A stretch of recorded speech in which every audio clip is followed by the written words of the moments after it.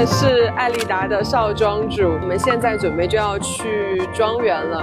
Yes, let's go. Every year we do improvements in the farm. One thing that this road needs to be built is because money spent on fixing the cars is too high.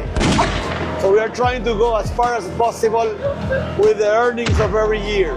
Yes. On long-term investment. The same we do with quality and everything else, that year by year. In my great-grandfather's time, above here, you have only vegetables, no coffee, because it didn't make any sense to grow coffee up high because of low productivity, the difficulty in picking the coffee. In my father's time, when he was starting with the specialty coffee movement, he realized that altitude extremely important for quality.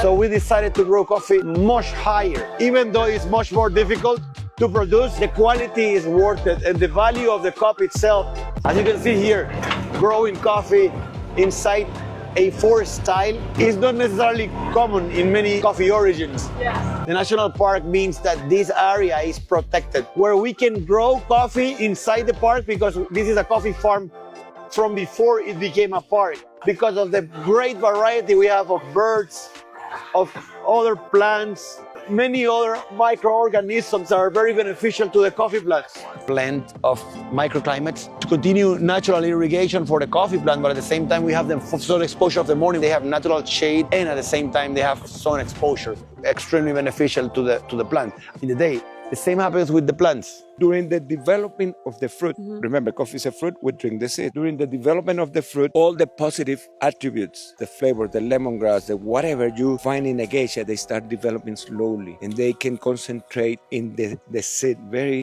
with a lot of, the sugars will develop. In 9 months, 10 months, everything comes out a big difference, completely big. It is much superior here at this elevation. Yes. And the higher you are, the better the quality we have.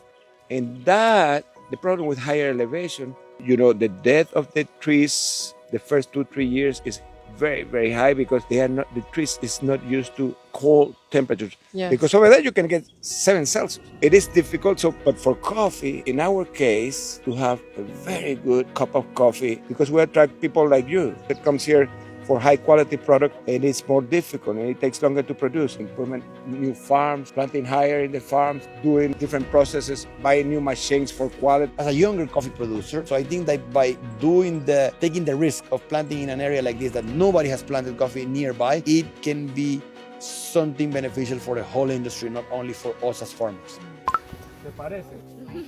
艾丽达的招牌活动就是吃素番茄，这个好甜啊！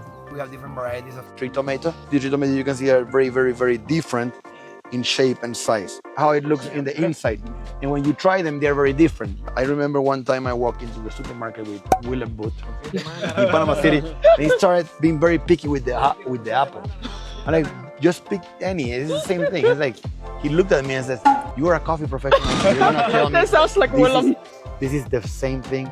They have different varieties the same way they do as coffee. So it's very important to understand variety of coffee, and if you have a blend, what the blend is made of, and not only variety, also origin. Variety and origin. This is a great example. Bolivia, Colombia, Peru.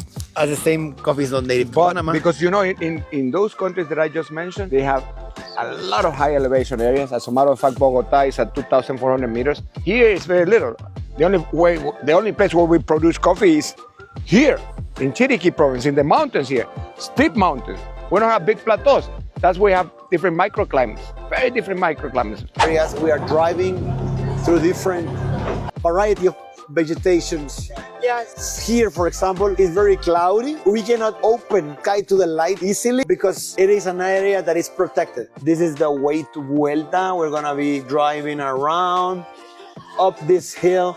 You can see Vuelta a lot. This is where it starts. It's in 1955. It goes all the way to 1965.